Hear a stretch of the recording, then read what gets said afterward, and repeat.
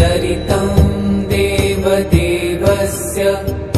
महादेवस्य पावनम्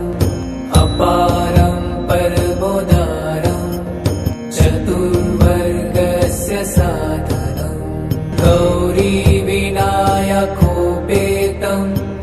पञ्चवक्त्रं त्रिनेत्रकं शिवं ध्यात्वा दशभुजं शिवरक्षां पठे नरः गङ्गाधर शिरः पातु भालमर्धेन्दुशेखरः नयने मदनध्वंसी कर्णुसर्पविभूषणः घ्राण